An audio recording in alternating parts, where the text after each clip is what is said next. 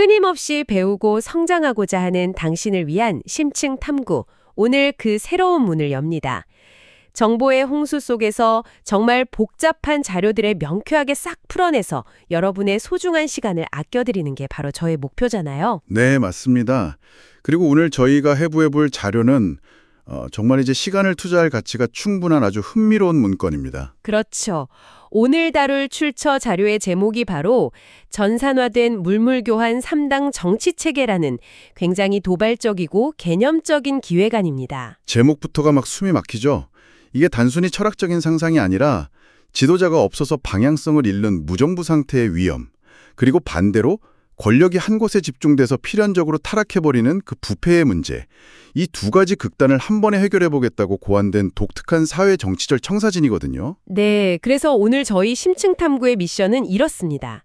세상에서 돈, 그러니까 화폐라는 개념이 완전히 사라진 경제 시스템 위에서 정치가 어떻게 누군가를 지배하는 권력이 아니라 투명한 봉사로 전환될 수 있는지 그 치밀한 구조를 낱낱이 해부해보는 겁니다. 돈이 사라진 사회에서의 정치라 그 상상만 해도 벌써부터 구조가 만만치 않을 것 같잖아요. 그러니까요. 이 시스템의 기초 공사부터 한번 파헤쳐보죠. 먼저 경제체제입니다. 아까 제가 화폐가 사라졌다고 했는데 이게 뭐 다 같이 산속으로 들어가서 원시시대로 돌아가자 이런 얘기가 아니잖아요. 절대 아닙니다. 오히려 기술적으로는 지금보다 훨씬 고도로 발전된 사회를 전제하고 있어요. 전산화된 물물교환 시스템이 정치체계의 토대가 되거든요. 물물교환이라고 하면 보통 내가 닭이 있고 상대가 쌀이 있어야 바꿀 수 있는 약간 그런 원시적인 거래를 생각하기 쉬운데요. 맞아요. 그게 기존 물물교환의 최대 단점이었습니다. 경제학에서는 그걸 욕구의 이중적 불일치라고 부르거든요. 내가 원하는 걸 상대가 갖고 있고 동시에 상대가 원하는 걸 내가 갖고 있어야만 거래가 성립되니까 너무 비효율적인 거죠. 근데 이 기획안에서는 그걸 어떻게 해결한 겁니까? 바로 전산망입니다. 초고속 알고리즘이 전 사회 구성원의 필요를 다자간으로 순식간에 매칭해버리는 거예요. 돈이라는 중간 매개체, 그러니까 화폐 자체가 물리적으로 아예 필요 없어지는 시스템을 구축한 거죠. 아, 여기서 정말 흥미로운 점은 이거네요. 마치 고도로 발전된 디지털 중고거래 앱 같은 게 온 세상을 지배하고 있는 상황인 거잖아요. 오, 아주 정확한 비유입니다. 거대한 하나의 시스템이 모든 물질의 이동을 통제하고 매칭하는 거죠. 근데 자료를 보다 보니까 아주 엄격한 규칙이 하나 눈에 띄더라고요. 교환은 물질과 물질 사이에서만 가능하다. 물질과 서비스의 교환은 엄격히 금지된다. 이 부분 말입니다. 네, 그게 이 체계를 이해하는 가장 중요한 첫 단추입니다. 아니, 사과랑 구두를 바꾸는 건 알고리즘이 해준다 쳐요. 근데 사과를 줄 테니까 내 머리를 깎아달라거나 아니면 아플 때 병을 치료해달라? 이런 노동이나 서비스에 대한 교환은 원천적으로 차단되어 있다는 거잖아요. 그럼 도대체 이발사나 의사, 교사 같은 분들은 어떻게 먹고 살고 이 사회의 서비스는 어떻게 굴러나는 겁니까? 그래서 이 기획안이 놀라운 겁니다. 서비스를 철저하게 경제적 거래의 대상에서 빼버렸어요. 대신에 모든 사회 구성원이 하루 시간의 10%, 그러니까 하루 24시간 중 딱 2.4시간을 무조건 사회에 기여하는 의무로 돌려버렸습니다. 세금을 낼 때 돈으로 내잖아요. 근데 돈이 없으니까 세금 대신에 하루에 2.4시간씩 시간 세금, 일종의 타임택스를 내는 것과 같네요. 완벽하게 짚으셨습니다. 바로 그 시간 세금이 핵심이에요. 누구는 거리를 청소하고 누구는 학생을 가르치고 누구는 환자를 진료하는 식으로 사회 인프라가 돌아가는 거죠. 와, 진짜 기발하네요. 그리고 더 놀라운 건 국가를 운영하는 정치, 이 정치 역시 직업이 아니라 바로 이 10%의 사회 기여 체계 안에서 작동한다는 거잖아요. 그렇습니다. 정치는 특권층의 전유물이 아니라 그냥 납세의 의무, 즉 시간 세금을 납부하는 수많은 방법 중 하나일 뿐이라는 겁니다. 아니, 근데 좀 삐딱하게 생각해보죠. 인간의 본성상 아무리 돈이 없어도 정치라는 자리에 가면 어떻게든 자기 영향력을 행사해서 남들보다 더 좋은 물건을 뒤로 빼돌리거나 뭔가 이득을 챙기고 싶어 하지 않을까요? 바로 그 지점 때문에 설계자가 물질과 서비스를 철저하게 분리해둔 겁니다. 권력형 부패가 일어나는 맥락을 잘 보세요. 권력을 이용해 화폐의 흐름을 조작하고 그걸 자기 주머니로 넣는 거잖아요. 그렇죠. 결국 뇌물이든 횡령이든 다 돈이 얽혀 있는 거니까요. 근데 여기선 물질은 오직 알고리즘을 통한 물질 교환만 가능하잖아요. 내가 권력이 있다고 해서 시스템을 조작해 사과 1000개를 빼돌릴 수도 없고 빼돌린다 한들 그걸 화폐로 바꿀 수도 없습니다. 애초에 돈으로 바꿀 수가 없으니 챙겨봤자 짐만 되겠네요. 네, 그리고 서비스도 마찬가지예요. 정치인이라고 해서 다른 사람한테 내 집 청소를 해라, 나한테 특별한 서비스를 해라, 강제할 수가 없습니다. 모든 서비스는 국가 전산망을 통한 24시간의 의무 배정으로만 돌아가니까요. 결국 권력형 정치인이 부패를 저지를 수 있는 경제적 토대 자체가 완벽하게 증발해버린 구조입니다. 돈줄을 완전히 끊어버리니까 부패라는 곰팡이가 피어날 10개조차 남지 않게 되는 구조다. 이거 정말 감탄이 나오네요. 좋아요. 그럼 경제 토대는 확실히 이해가 됐습니다. 이제 본격적으로 이 봉사로서의 정치그룹 내부로 들어가 볼 텐데요. 자료에서 계속 강조하는 숫자가 하나 있죠. 네, 바로 150명입니다. 국가 시스템을 움직이는 정책 결정권자의 수를 무조건 150명으로 동결시켰습니다. 왜 하필 150명입니까? 1000명도 아니고 10,000명도 아니고요. 인류학이나 사회학에 관심 있는 분들이라면 익숙하실 텐데 던바의 수라는 개념을 차용한 겁니다. 아, 로빈 던바 교주가 말한 그 생물학적 한계치 말하는 거군요. 맞아요. 인간의 뇌가 실질적으로 서로를 인지하고 상호 감시하며 진정한 신뢰관계를 유지할 수 있는 인간관계의 상한선이 딱 150명이라는 이론이죠. 이 기획안은 그 철학을 정치구조에 그대로 직수입한 겁니다. 그러니까 조직이 150명을 넘어가면 필연적으로 서로 누가 누군지 모르게 되고 그때부터 관료제가 생기고 계급이 생기면서 부패한다는 거잖아요. 정확합니다. 그래서 절대 그 선을 넘지 못하게 못을 박은 거죠. 근데 이 150명도 그냥 한 덩어리로 뭉쳐있는 게 아닙니다. 또 아주 절묘하게 쪼개놨어요. 3개의 당으로 쪼개놨죠. 정당, 반당, 합, 조정당. 각각 딱 50명씩이요. 이게 철학적으로 보면 해결의 변증법, 그 정반합 구조잖아요. 네, 기존 질서를 지지하고 추진하려는 정당 50명. 그걸 철저하게 비판하고 반대하는 반당 50명.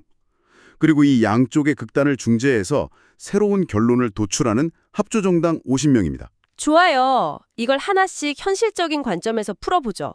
방금 말씀하신 대로라면 결국 합조정당이 정당과 반당 사이에서 중재를 하는 건데 사실상 그들이 모든 결정권을 쥐고 있는 거 아닙니까? 어떤 점에서 그렇게 보셨죠? 아니 정당이랑 반당은 무조건 반대 입장이니까 50대 50으로 싸울 거잖아요?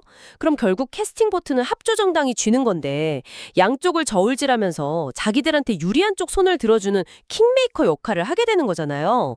이거 가장 막강한 권력을 갖게 되는 괴물 아닌가요? 그렇게 생각하시는 게 당연합니다. 권력 집중을 막으려다 새로운 괴물을 만드는 격이니까요. 그래서 이 출처 자료에는 아주 정교한 안전장치가 여러 겹으로 마련되어 있습니다. 일단 합조정당은 원칙적으로 독자적인 결정권이나 법안 발의권이 아예 없습니다. 예. 아니 결정권이 없는데 어떻게 중재를 해요? 평상시에는 양측 의견을 그냥 종합하고 타협안을 단지는 메신저에 불과해요. 이들이 유일하게 진짜 캐스팅 보트를 던질 수 있는 상황은 극도로 제한되어 있습니다. 어떤 상황일 때만 가능한가요? 국가적인 재난 상황이거나 정당과 반당이 완벽한 교착 상태에 빠져서 국가 기능 자체가 마비될 위기에 처했을 때만 제한적으로 표를 던질 수 있어요. 아, 그래도 인간인데 그 비상 권한을 무기 삼아서 뒤에서 밀실 야합을 하지 않겠습니까? 이번 재난 때 너희 편 들어줄 테니 다음엔 우리 사람 밀어달라 이런 식으로요. 그래서 두 가지 치명적인 제한이 더 있습니다. 첫째, 캐스팅 보트 행사 횟수 자체가 정해져 있습니다. 함부로 남발하면 자기 당의 존재 가치가 사라져서 다음 시스템에서 도태되거든요. 둘째, 이게 진짜 무서운 장치인데 왜 그런 결정을 내렸는지 그 모든 사고 과정과 토론 로그를 민중에 100% 투명하게 공개해야 합니다. 아, 회의록을 전부 전산망에 까야 된다는 거군요. 네, 조작이 불가능한 전산망이에요. 밀실에서 거래를 하려 해도 그 주고받은 말들이 전부 박제돼서 생중계되니까 야합 자체가 성립할 수가 없는 거죠. 와, 권한을 쓸 수 있는 총알도 몇 개 없는데 총을 쏠 때마다 왜 썼는지 전국에 다 생방송으로 퍼진다는 거잖아요. 이건 뭐 권력을 누리기는커녕 하루하루가 가시방석이겠네요. 그럼 여기서 엄청 근본적인 궁금증이 생깁니다. 어떤 부분이죠? 이 골치 아픈 150명 정치그룹에 들어가는 사람들 도대체 어떻게 뽑는 겁니까? 돈 안 쓰는 사회니까 뭐 선거 유세 같은 건 없을 텐데 말이죠. 네, 대중선동이나 인기투표로 전락하는 걸 막기 위해서 아주 독특한 방식을 씁니다. 바로 객관적 상식 테스트입니다. 심사자의 주관이 철저히 배제된 시스템상의 시험을 통과해야만 자격이 주어집니다. 아니, 세상에 완벽하게 객관적인 시험이라는 게 가능합니까? 더구나 정치 문제인데. 그리고 제일 중요한 건 이 문제를 누가 출제하느냐는 겁니다. 이거 자칫하면 자기 당에 유리한 문제만 낼 텐데요. 그래서 출제위원회를 따로 두는 게 아니라 앞서 말한 3당, 즉 정당, 반당, 합조정당이 모여서 합의를 통해서만 문제를 설계하도록 되어 있습니다. 네, 입장이 완전히 반대인 세 그룹이 모여서 시험 문제를 합의한다고요? 와, 진짜 치고받고 싸우느라 1년에 문제 한 개도 제대로 못 낼 것 같은데요? 서로 자기 이념에 맞는 단어 하나 넣으려고 목숨 걸고 싸울 거 아닙니까? 바로 그겁니다. 그 피 터지는 마찰력, 그 지독한 교착 상태가 이 시스템이 의도한 핵심 필터링 장치예요. 싸우는 게 목적이라고요? 네, 서로를 물어뜯으면서 상대방의 편향성을 미친 듯이 검열하는 겁니다. 그러다 보면 어느 한쪽으로 치우친 이념적인 문제들은 모조리 폐기되겠죠. 결국 끝까지 살아남아서 출제되는 문제는 뭘까요? 양쪽 다 도저히 태클을 걸 수 없는 진짜 뼈대만 남은 보편적인 상식 문제만 남겠네요. 맞습니다. 인간의 기본적인 논리와 이성만을 묻는 가장 건조하고 중립적인 문제만 거름망을 통과하는 거죠. 게다가 이 치열한 출제 과정조차 민중에게 투명하게 공개됩니다. 꼼수 부리는 정당이 있으면 전 국민이 다 알게 되니까 억지를 부릴 수도 없겠군요. 진짜 설계가 지독합니다. 좋아요. 그럼 이 빡센 테스트를 통과해서 150명이 모였다고 칩시다. 아무리 시스템이 훌륭해도 결국 국가를 대외적으로 대표하고 실무를 끌고 갈 얼굴, 리더는 한 명 있어야 하잖아요. 네, 그래서 3당이 합의를 도출하면 그 150명 중에서 단 한 명을 지도자로 선출합니다. 하지만 방금 말씀하신 그 대표나 리더라는 단어와는 거리가 멉니다. 철저하게 집행 대리인이라는 표현을 씁니다. 집행 대리인이요? 그럼 혼자서 결정할 수 있는 게 없나요? 전혀 없습니다. 이 지도자는 권력자가 아니에요. 자신만의 위대한 정치적 비전을 내세우거나 카리스마로 대중을 선동하는 행위는 이 사회에서 독재의 씨앗으로 간주돼서 철저히 배제됩니다. 오직 150명이 합의해준 범위 안에서만 행동해야 합니다. 그래서 이게 다 무슨 의미일까요? 직관적으로 기업에 한번 비유를 해보죠. 우리가 아는 스티브 잡스나 일론 머스크처럼 자기만의 독창적인 비전으로 세상을 바꾸는 그런 CEO가 절대 아니군요. 절대 아니죠. 그런 리더십은 오히려 이 사회에선 퇴출 대상입니다. 그러니까 이 지도자는 150명의 까다로운 이사회가 만장일치로 결재를 끝낸 아주 엄격한 투두 리스트를 받아들고 거기에 토 달지 않고 그대로 실행만 하는 프로젝트 매니저, 즉 PM에 가깝군요. 오, 아주 정확하고 훌륭한 비유입니다. 이 PM형 지도자 역시 다른 150명, 아니 모든 민중과 동등한 위치에서 하루 2.4시간의 사회 기여를 하는 사람일 뿐입니다.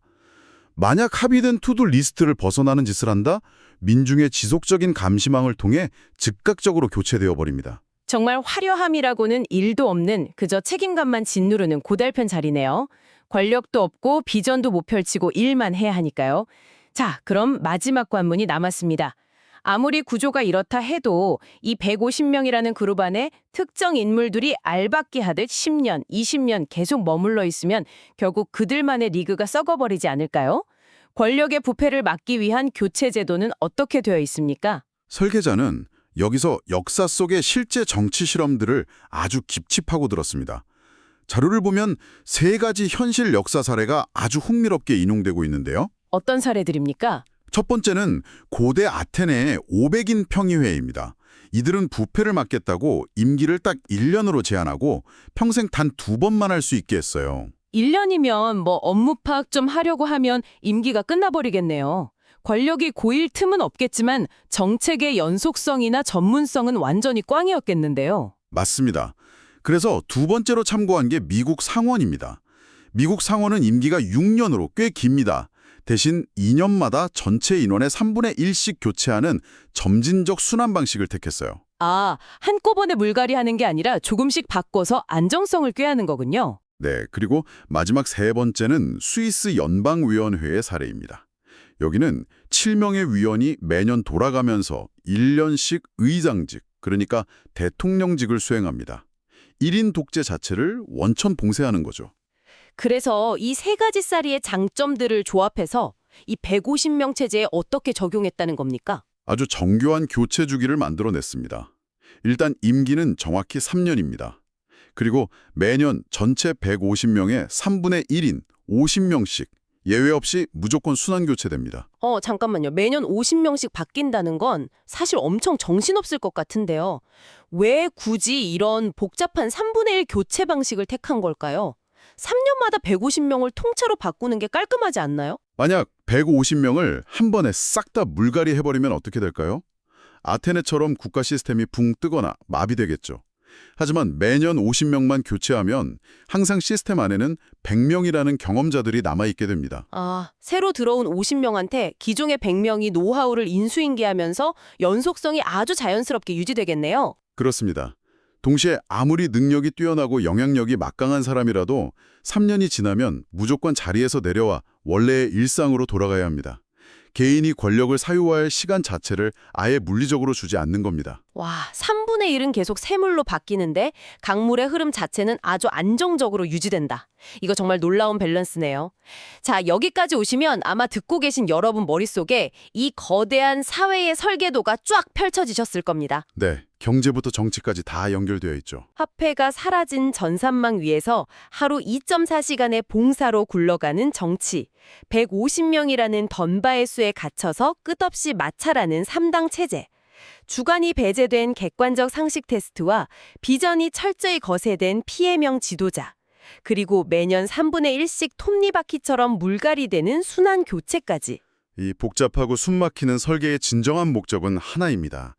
인간은 이타적일 수도 없고 완벽하지도 않다는 철저한 현실 인식에서 출발하는 거죠. 완벽한 사회를 꿈꾸는 게 아니군요. 네, 문제가 안 생기는 사회가 아니라 문제가 생겼을 때 고치기 쉬운 구조를 만드는 게 목표입니다. 권력이 한 곳에 웅덩이처럼 고여서 썩기 전에 계속해서 마찰시키고 흘려보내는 거대한 물리적 배관 공사를 한 셈입니다. 참 듣다 보니까 무릎을 탁 치게 되는 통찰이네요. 자, 이렇게 해서 오늘 기획안에 대한 심층 탐구는 어느 정도 정리가 됐습니다만 이 탐구를 마치기 전에 오늘 출처 자료에는 명시되지 않았지만 듣고 계신 당신이 반드시 스스로 던져봐야 할 도발적인 질문을 하나 제안하고 싶습니다. 오, 어떤 질문이죠? 이 체계가 작동하는 가장 강력한 뼈대가 바로 던바의 수, 즉 인간이 상호 신뢰하고 감시할 수 있는 생물학적 한계인 150명에 기대고 있다는 점입니다. 분명히 저 150명 정치인들 내부에서는 자기들끼리 매일 부대끼니까 완벽한 상호 감시가 이루어지겠죠. 꼼수도 못 부리고요. 네, 그들끼리는 아주 투명한 어항 속에 있는 거나 다름없죠. 하지만 시선을 돌려서 그 150명의 바깥, 이 사회에서 매일 자기 시간 2.4시간을 내어가며 물물교환으로 살아가는 수백만, 수천만 명의 평범한 민중들 입장을 생각해보죠. 대다수의 민중에게 저 권력을 준 150명과 1명의 지도자는 결국 개인적으로 알지도 못하는 완벽한 타인일 뿐입니다. 아, 듣고 보니 그렇네요. 던바의 수는 150명인데 사회 구성원은 수천만 명이니까요. 자기가 직접 알지도 못하는 150명이 밀실에서 합의했다는 그 상식 테스트의 결과, 그리고 전산망에 실시간으로 올라오는 투명한 로그 자료들을 과연 뼛속 깊이 본능적으로 신뢰할 수 있을까요? 어쩌면 대중의 눈에는 그 모든 투명한 자료들조차도 결국 자기들끼리 짜고 치는 고도의 엘리트 통제극으로 보일 수도 있겠네요. 맞습니다. 어쩌면 이 사회는 눈에 보이는 물건과 물건을 교환하는 전산화에는 완벽히 성공했을지 모릅니다. 하지만 결국 그들이 마주하게 될 가장 거대하고 섬뜩한 과제는 인간의 뇌가 가진 한계, 즉 신뢰라는 감정 자체를 어떻게 전산화하고 증명할 것인가 하는 문제 아닐까요? 정말 등골이 서늘해지면서도 생각할 거리가 많은 여운이 남는 질문이네요. 이 묵직한 질문을 당신의 몫으로 남겨두며 오늘의 심층 탐구는 여기서 마무리하겠습니다. 함께해 주셔서 감사합니다. 다음 시간에 더 흥미로운 탐구로 찾아뵙겠습니다.